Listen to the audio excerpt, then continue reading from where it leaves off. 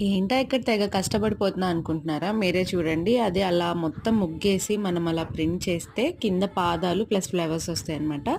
ఈ కృష్ణాష్టమికి మేము చేసుకున్న క్యూట్ చిన్న డెకరేషన్. ఇప్పుడు ఇంకొంచెం బాగా అలంకరణ చేసుకుంటాము. బట్ ఈ ఇయర్ బుడ్డితో అస్సలు కుదరలేదు. సో ఈలోపు మా యశోద ఎంట్రీ ఇచ్చేసింది.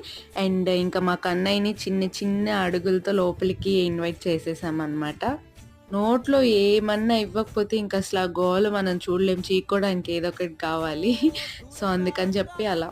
అస్సలు కోఆపరేషనే లేదనమాట. మీ లాంగ్ వీడియో కూడా నేను దీనికి అటాచ్ చేస్తాను చూసేయండి. అండ్ మా కన్నయ్యకి వెన్న పెట్టేసి కొన్ని క్యూట్ ఫోటోస్ అండ్ వీడియోస్ తీసుకొని అండ్ దెన్ తర్వాత మా కృష్ణుడికి మేము కోలాటం ఆడామనమాట ఇలా. దాని తర్వాత మా కన్నయ్యకి హారతి ఇస్తుంటే మా బుజ్జి కన్నయ్య పరిగెత్తుకుంటూ వచ్చి నేను కూడా ఇస్తాను అని చెప్పి మాతో పాటు అక్కడ కూర్చొని చక్కగా హారతి ఇచ్చేసాడనమాట దేవుడు. That's it for this mini vlog. Thank you for watching.